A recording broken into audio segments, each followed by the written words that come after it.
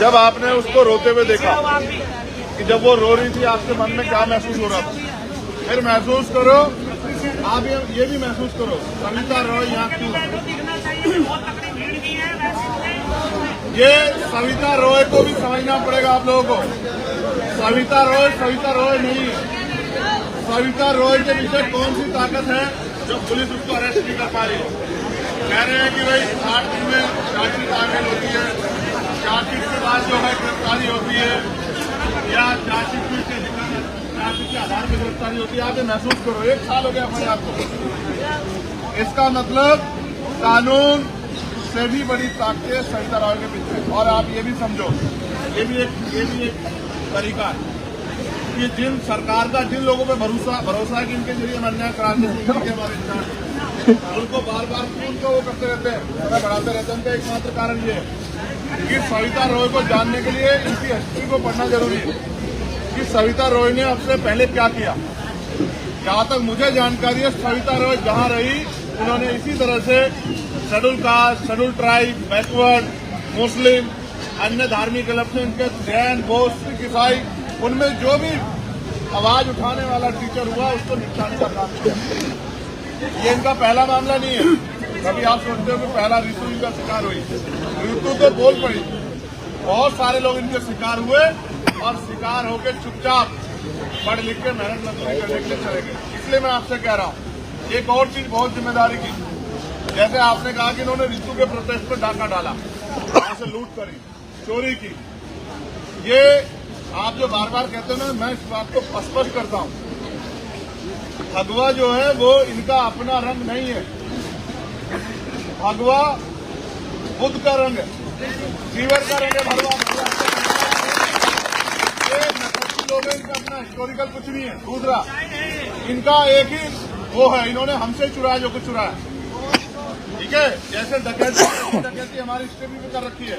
आप लोग चीजों को समझो, आप उन्हीं के हिसाब से बोलते जो बोल चाहते क्या बोले। ये हमारा रंग है, सैफरून जो है ये चीवर का रंग है। जितने हमारे बुद्ध हैं वो सब लोग इसको पहनते थे। आप समझो लड़ाई क्या है। इस देश में व्यवस्थाओं की लड़ाई, सभ्यताओं की लड़ाई, और ये लड़ाई धर्म की नहीं है। हमें कोई मतलब फर्क नहीं पड़ता है, हमें कोई फर्क नहीं पड़ता कि आप अपने धर्म को किस आजादी से मनाते हो। आपको पूरा अधिकार है, आप अपने धर्म को जो मनाए करो, जिस तरह से करो, आपके हाथ में जितनी ताकत उस ताकत करो, जितने साधन लगा के करना है करो। लेकिन इस देश में लड़ाई हिस्सेदारी की है। हम लोग यहाँ क्या धर्म की लड़ाई लड़ने के लिए आए, हम हिस्सेदारी की लड़ाई लड़ने आए कि वो 25,000 पोस्ट। भाई आप सुनो, अगर ग्राम में सरपंच से लेके और सांसद तक अगर कोई अपने पद से बर्खास्त हो जाता है किसी कारण, तो 6 महीने के अंदर चुनाव होते नहीं होते। लेकिन इंस्टीट्यूशन में जहां से भविष्य निर्माण हो रहा है 25,000 बैकलॉग है। आप भर्ती में क्यों?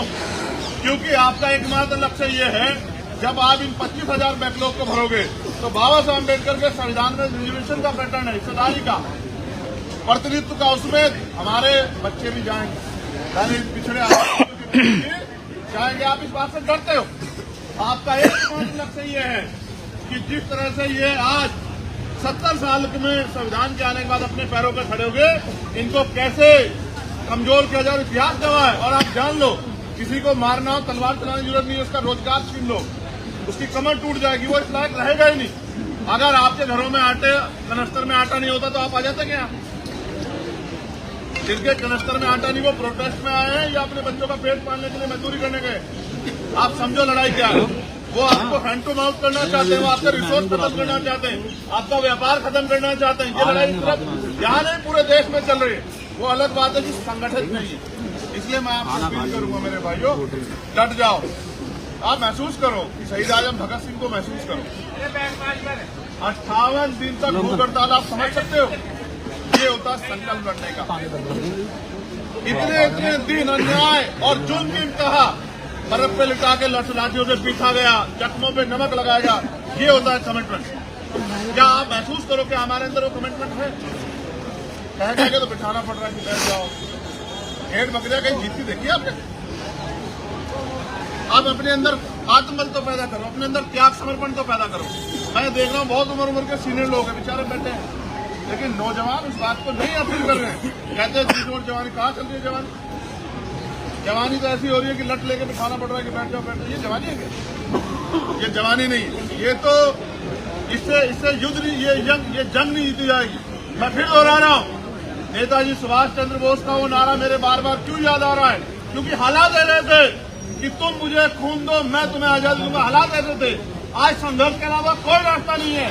आज हम सब लोगों को मिलकर संघर्ष करना है, इनके षड्यंत्रों से बचते हुए, इनके झूठ से बचते हुए, इनके उपहार लालच से बचते हुए हमें संघर्ष के लिए कमर कसनी है। और ये संघर्ष एक दिन में खत्म नहीं होगा। 145 दिन में हम यहाँ तक तो आए कि वार्ता का रास्ता बना। अभी तो लड़ाई शुरू हुई है। 145 दिन आप महसूस करते हैं, अभी लड़ाई का पहला चैप्टर चल रहा है। और आप जिस जोश में हैं, इस जोश को बना के उसको देखो, कुछ ही देर में आपके पक्ष में फैसले आ जाएंगे। हमने क्यों भेजा उन्हें? हम भी तो जा सकते थे, मैं और महमूद भाई खूब उनके साथ बहस करके आते, क्योंकि लड़ाई को वो लोग लीड कर रहे हैं। हम भी तो जमीन पे बैठे। जब तक आप यहाँ थे, अब पहले जब मैं उधर नहीं गया तो हम लोग यही जमीन पे बैठे थे ना। क्या भी पूछने लगेगा जब हम लड़ाई यहाँ स्वाभिमान सम्मान की आपस में नहीं है। यहाँ लड़ाई है उस बहन को, उस विषय को आगे बढ़ाने की, जिस विषय पर जंग हो रही है। वो भी चाहते हैं कि हम लोग इधर उधर की बातें करें। हमें इधर उधर की बातें करनी नहीं। आज हम राजनीतिक बात थोड़ा कर रहे हैं। आज हम ये बात कर रहे हैं कि देश की इतनी यूनिवर्सिटियों में, इतने डिपार्टमेंट में जो बैकलॉग पड़ा हुआ है वो कब भरा जाएगा? क्यों नहीं भरी है सरकार? हर स्टेट में 4-5 लाख सरकारी नौकरियों का बैकलॉग क्यों नहीं भरी है सरकार? और लगातार नौकरियां खत्म कर रही है। क्यों कर रही है? अग्निवीर योजना लाके आर्मी में जो लोगों का विश्वास था, राष्ट्र के प्रति जो उनकी प्रतिज्ञा थी, संकल्प थे, उसको क्यों जीरो किया आपने? और आर्मी के जो हमारे नरवाने साहब थे, जनरल साहब, उन्होंने क्या लिखा अपनी किताब में कि ये जो है, आर्मी से भी नहीं पूछा इन्होंने किसानों के खिलाफ कानून बनाया, किसानों से भी नहीं पूछा। इन्होंने ड्राइवरों के खिलाफ कानून बनाया, ड्राइवरों से भी नहीं पूछा। इन्होंने जीएसटी लागू की, व्यापारियों से भी नहीं पूछा। नोटबंदी की, जनता से नहीं पूछा। लेकिन इनको समझो, इनका असल मकसद क्या है। लोग अपने दुख से दुखी नहीं, दूसरे के सुख से दुखी है। ये बात को भी तुम समझो। गरीब ये सोच रहा था नोटबंदी के समय कि अमीरों की जेब से पैसा निकलेगा। अमीर की जेब से कुछ नहीं निकलने वाला। अमीर के 2 रुपए निकलेंगे, आपका सब कुछ निकल जाएगा। इस देश में लड़ाई क्या समझो? जीएसटी की असल चोट किस पे पड़ रही है? बड़े उद्योगपतियों पे या छोटे व्यापारियों पे? जीएसटी की असल मार पड़ रही है छोटे व्यापारियों पर। मुझे कहने में कोई परहेज नहीं। मैं उत्तर प्रदेश का दौरा करके आया कि यहाँ से दिल्ली से एक लिस्ट जाती है या लखनऊ शासन से एक लिस्ट जाती है डिस्ट्रिक्ट में, और डिस्ट्रिक्ट के अधिकारी कहा था ये जाति धर्म के लोग हैं, इनकी एक दुकानें, इन दुकानों पर जाकर टैक्स का छापा मारना। ये जो इस सोच के साथ जो राज हो रहा है, इससे हमें समझना पड़ेगा। हम नहीं कह रहे, बिल्कुल नहीं कह रहे कि 22 तारीख को कोई आयोजन है, हमें उससे कोई दिक्कत। हम कह रहे हैं बहुत अच्छी बातें कीजिए, लेकिन आपको ये भी सुनिश्चित करना पड़ेगा कि वो जो पैसा वहां खर्च हो रहा है, क्या देश में इतनी खुशहाली आ रही है? सरकारी पैसा आप वहां खर्च कर रहे हैं? आपको ये भी बताना पड़ेगा, हमें पूछना पड़ेगा। किसी अन्य धार्मिक आयोजन होगा तो आप उस पर भी इतनी शिद्दत से काम कर पाओगे? जो भगवान बुद्ध को मानने वाले लोग हैं, जो ईसा मसीह को मानने वाले लोग, जो खुदा को मानने वाले लोग हैं, जो वाहिगुरु जी को मानने वाले लोग हैं, जब उनकी धार्मिक आस्था का सवाल आएगा, क्या आप इतनी हिम्मत जुटा पाओगे? असल ये है कि आप असल मुद्दों पे बात नहीं कर रहे। ये जो पैसा हम टैक्स देके आपको दे रहे हैं, आप इस पैसे का मिसयूज कर रहे हैं। ईश्वर, आपने देखा ना, ईश्वर कभी कहता है कि मुझे पैसा दो। ईश्वर तो कहता है देने वाला है। ठीक है, यहाँ तो राम के नाम पे भी लूट मची है। दोनों हाथों से लूटो, दिल खोल के लूटो, धर्म के नाम पे लूटो लूटो लूटो। लेकिन जब इनसे हम ये कहते हैं कि भाई इसमें हमारी भी हिस्सेदारी है, लूट में नहीं, हमारी हिस्सेदारी किस चीज में है कि हम भी टैक्स देते हैं, इस पैसे का कुछ हमारे बच्चों को छात्रवृत्ति दे दो, तो तब इनको श्राप हो जाता है। समझ रहे? इसलिए मैं आपसे कह रहा हूँ, हमें इन लूट को समझना पड़ेगा और लूट पे अपनी बात रखनी पड़ेगी। और जब तक हम सवाल नहीं करेंगे, ये जवाब नहीं देंगे। इनका एकमात्र उद्देश्य ये है कि जो ये चाहते हैं उस पर काम होता रहे। क्या हम इनके हिसाब से काम करेंगे? फिर हम गुलामी तो हुए ही नहीं हुए। वो अलग बात है कि मुझसे बड़े बड़े गुलाम भी यहाँ थे, अभी वो इधर उधर गए वो टहले, लेकिन कब तक हम इस देश में गुलाम बनकर रहेंगे? आप बताओ। क्या हम ये लड़ाई गुलाम बनने के लिए लड़ रहे हैं? जब संविधान के रहते ये हालात है तो सोचो अगर संविधान न बचा तो क्या होगा? फिर ऋतु जैसी बच्चियां देख भी नहीं पाएंगी, देख भी इंस्टीट्यूशन की तरफ, समझ रहे हो? अगर इस देश में प्रधान से लेके और प्रधान छोड़िए वार्ड मेंबर से लेके और प्रधानमंत्री तक अगर बहन बेटियां बनी है तो ये डॉक्टर बाबा साहब अम्बेडकर के संविधान की वजह से। जानते नहीं है और हम ये भी नहीं कोशिश कर रहे, हम कमियां गिनाते, हम ये नहीं गिनाते कि हम हमारे इस देश के संविधान में खूबियां क्या है। तो मैं इसलिए आग्रह करूंगा, आप कुछ मत करो, अगले 2, 3, 4 घंटे जब तक बातचीत आगे ना बढ़े आप खूंटा गाड़ के बैठ जाओ। क्या सर्दी हमें रुका सकती है? क्या ये तेज हवाएं हमें हमारा रास्ता रोक सकती है? जब हम घर से चल के यहाँ तक आए तो काहे को घबराना? ठीक है, जब वो 145 दिन में उसको नहीं तकलीफ हुई, वो तो रोज आ जाती है ना, आंदोलन उठाने के बाद भी आ जाती नहीं आ जाती है। और 11-12 बजे जब पुलिस के लोग ही कहते हैं चलो साहब गाड़ियों में बैठो, तभी जाती नहीं जाती है। यह कहती है कि भाई अब तो देखो हालात क्या हो गए, ना हम जेल से डरते, ना हम मुकदमों से डरते, ना ही हम किसी धमकी से डरते, तो हालात क्या है, करो मरो के हो गए। इसलिए फिर मैं आपसे कह रहा हूँ कि संघर्ष करो, संघर्ष रास्ता, और अगर नहीं करोगे संघर्ष तो भविष्य क्या है? अगर पहले जैसा भारत चाहते हो तो फिर मत करो, और अगर ऐसा भारत चाहते हो जैसा सपना बाबा साहब अम्बेडकर ने देखा तो फिर करो। इसीलिए हमने 22 तारीख को दिल्ली की टीम ने जंतर मंतर पे संविधान सभा बुलाई, क्योंकि 22 तारीख को 22 जनवरी 1947 को भारतीय संविधान की प्रस्तावना को, उसके लक्ष्य उद्देश्यों को स्वीकार किया गया था कि इस संविधान के लक्ष्य उद्देश्य क्या होंगे, जिनको अभी तक हम प्राप्त नहीं कर पाए हैं। और दूसरी तरफ ये आंधी चल गई है कि संविधान को हटाओ, संविधान को हटाओ, संविधान को हटाओ। जो संविधान के लक्ष्य थे, जिन लक्ष्यों के लिए संविधान आया, जो उद्देश्य थे कि अंतिम व्यक्ति को भी सम्मान की जिंदगी मिले, अवसर की क्षमता, हक अधिकार मिले और उनके साधन संसार सुरक्षित रहे, वो तरक्की करे, वो अब तक सब लोगों तक नहीं पहुंची। लेकिन संविधान के खात्मे की बात होने लगी है तो वो संविधान की प्रस्तावना पढ़ के सरकार को बताना कि ये प्रस्तावना लागू कराने के लिए अगर आप इसको खत्म करने की सोच रहे तो ऐसा नहीं होने देंगे हम लोग। हम इस देश की धर्मनिरपेक्षता को बचा के रखेंगे, हम इस देश की संविधान की जो लक्ष्य उद्देश्य है उनको हम लोग संभाल के रखेंगे, उसको लागू कराने के लिए हम लोग संघर्ष करते रहेंगे। इसलिए आपसे कह रहा हूँ, मैं आशा उम्मीद करूं कि जब जब यहाँ वक्ता बोलेंगे आप लोग बहुत उत्साहित होकर इधर उधर नहीं भागे, आराम से बैठ के सुनेंगे। कितने लोग हैं नहीं ईमान, एक मिनट चलिए, एक होता है ईमान, एक होता है ईमानदार। जो ईमानदारी से बैठेंगे, क्योंकि देखो मैं भी समझता हूँ, आप थोड़े से पीछे हो जाओ, क्योंकि ऐसा पैर सीधे नहीं होंगे, दिक्कत होगी। आप समझते ना, अपने आप को रिलैक्स कर लो, थोड़े से पीछे हो जाओ, पैर सीधे कर लो, मानो कि आप अब आपको आराम करना है, बहुत संघर्ष हो गया आपको, इस तरह से होकर बैठो कि आप आराम से बैठ सको।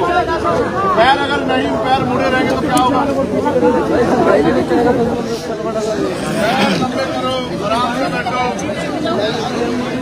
इस मिट्टी में हमारा खून शामिल है, ये रोलर ने बनाई, रोलर पे प्रधानमंत्री नहीं बैठे होंगे, ये सड़क बनाने में हमारे लोगों का पसीना शामिल है ना, आराम से बैठो।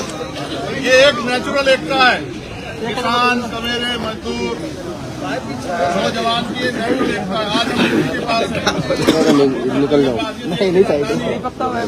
आज हमें संघर्ष का एक नया अध्याय लिखना कि किस तरह डॉक्टर बाबा साहब अम्बेडकर, सर छोटू राम, फूले, साहू को मानने वाले लोग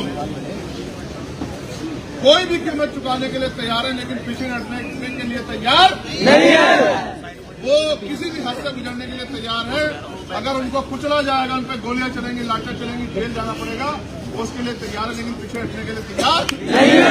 आपका यही एटीट्यूड बनेगा। अगर आपने ये एटीट्यूड छोड़ दिया और आप समझौतावादी हो गए, जिसका मुझे बहुत तकलीफ है, मैंने इसको भी कहा ऋतु को कि मुझे इस लड़ाइयों से बहुत नफरत होगी अंदर से, कि समय दो, हिम्मत दो, साधन लगाओ, लड़ो और जिसके लिए लड़ रहे हैं वो समझौता करके चुपचाप निकल जाता है, तो हम सब आपके बदले जाते हैं। इसलिए मुझे नफरत होगी, इसलिए कह रहा हूँ वो लड़ रही है, आप लोग भी हिम्मत बना के लड़ जाओ और जितनी देर बैठ जाएंगे उतनी संख्या बढ़ती जाएगी। जानते हैं नहीं जानते? अभी तो बहुत लोग हैं जो काम से लौटेंगे, काम से लौट के आके फोन देखेंगे, अरे उन्हें पता लगेगा हम सब लोग यहाँ बैठे हैं तो दौड़ के आएंगे, खाना भी लाएंगे, कंबल भी लाएंगे, सब कुछ लाएंगे। भाई ये लोग अगर मैं जो गेट पे ही बैठने दे रहे हैं, 4 नंबर गेट किधर है, 4 नंबर गेट पे नहीं बैठने दे रहे, 4 नंबर गद्दे, ये तुम्हारे तन से कपड़े ना छीन लेंगे। सुनो, अब तो तुम्हारे जहाँ तुम बैठते हो उसको शुद्ध करने के लिए पानी डाल रहे हैं, पहले तो पीने के लिए पानी नहीं देते थे। ये दिल्ली है, यहाँ पीने के लिए 1 गिलास पानी के लिए बहुत,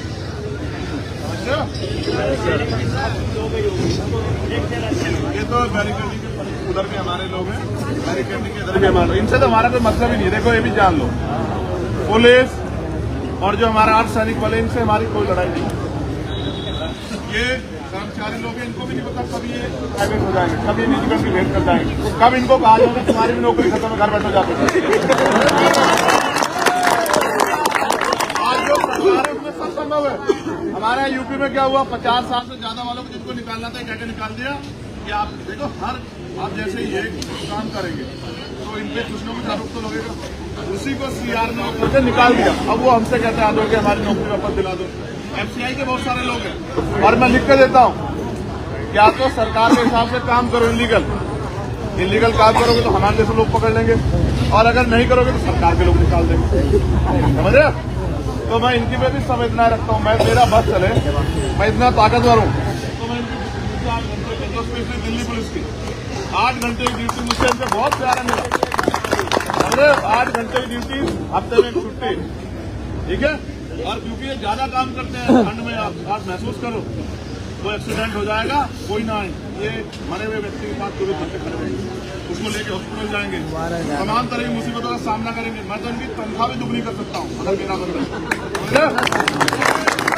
आपसे कह रहा हूँ, इनसे कोई लड़ाई नहीं है, लेकिन ये मजबूर है क्योंकि ये जिस इंस्टीट्यूशन का हिस्सा है, सरकार वाले इतनी ताकतवर है कि इनसे मजबूरी में गलत काम कराते हैं। मैं तो इनसे आग्रह करूँगा गलत काम का हिस्सा मत बनो।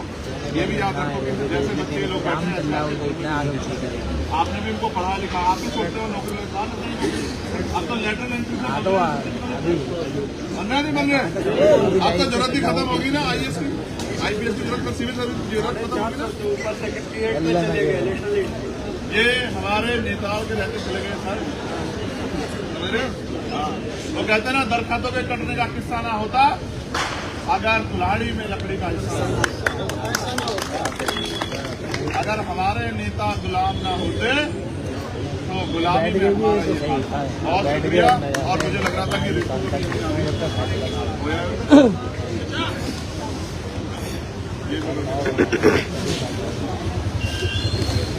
ऐसे ही चलते ना हमारे आंदोलन बिना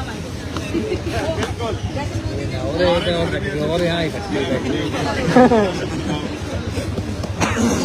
मोदी जी शुक्ला देते हैं ना, है तो तो वही है, ऐसे ही शुक्ला दिया, अब पूरा गुलामी का एहसास करवाया, अंदर तक भी लेके गए, वो लोग भी बाहर आ गए, गेट पे ही खड़े हो गए, यूनिवर्सिटी के अंदर भी जाने नहीं दिया क्योंकि पता था झूठ बोलना है, अंदर जाएंगे हो सकता है ये कुछ हल्ला करे, तो वहीं आगे वहाँ आए तो बोला कि अभी ना हम अपनी टेक्निकल टीम जो है ना, वाइस चांसलर साहब ने कहा उनसे बात करेंगे, फिर लीगल ओपिनियन लेंगे, फिर आपको बताएंगे।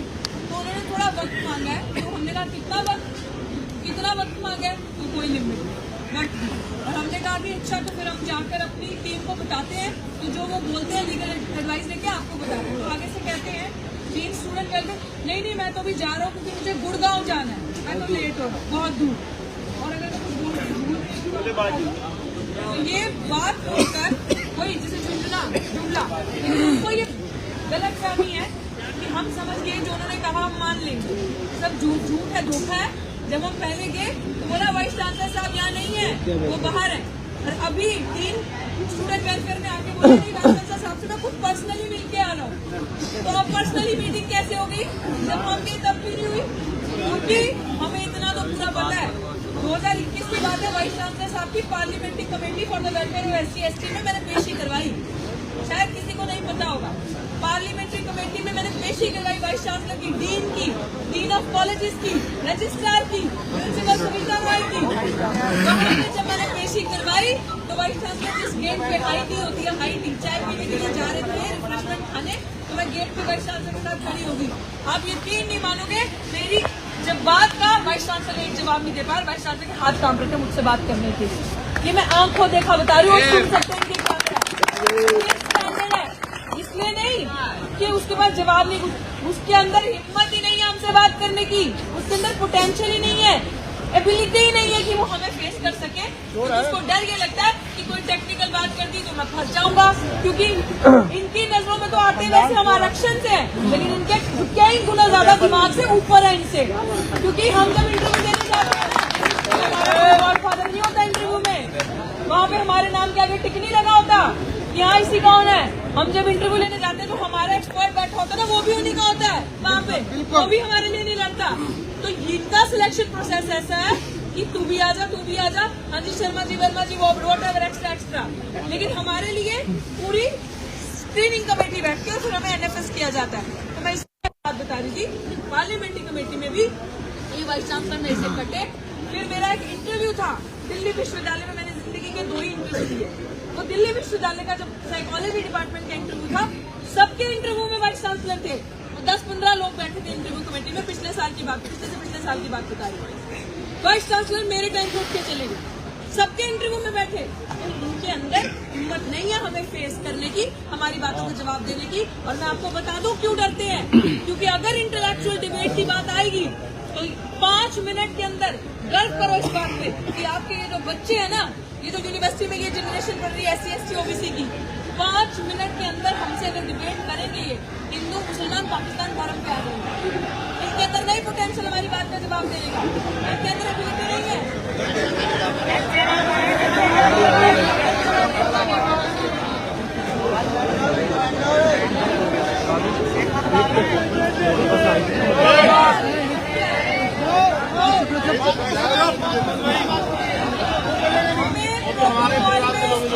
आराम से जाना है, आपको ये बताया जा रहा है कि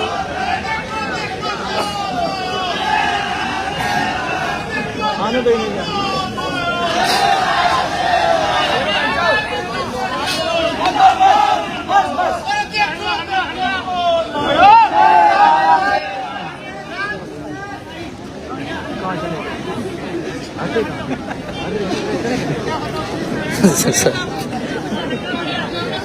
सारे शेर भालू इकट्ठे हैं।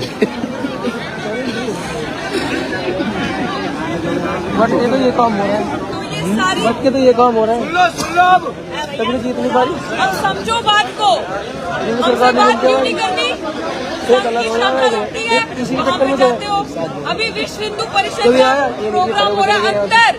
किसी संगठन का क्या मतलब है, यूनिवर्सिटी जो सेकुलर प्लेस है उसमें किसी राजनीतिक दल का एक विशेष पर्टिकुलर दल का प्रोग्राम हो रहा है, ऐसा क्यों भाई?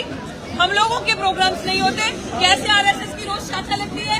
तो ये सारी चीजें करवाई जा रही है ताकि आपकी जनरेशन को मूर्ख बनाया जाए, खत्म किया जाए।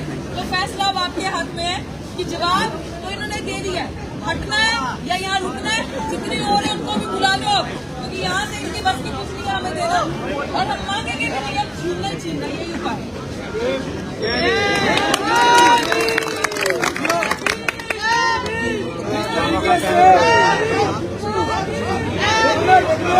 चलो क्या करूँ, तुम हो गए, क्योंकि हमारे 2 माइक खराब हो गए, 4 माइक डकैती करके इन्होंने ले लिए। देखो यार खत्म बैठी हुए था मोदी में सारी, तो कोई 2 बैठी तो 4 एक बार तो उसको बोलो भैया बड़ा वाला बॉम्बू लाना, इन्हें सुनाई नहीं देता ऐसे हमारा, तो बॉम्बू और माइक प्लीज। अब रिश्तेदारों को फोन करके दरी वरी कंबल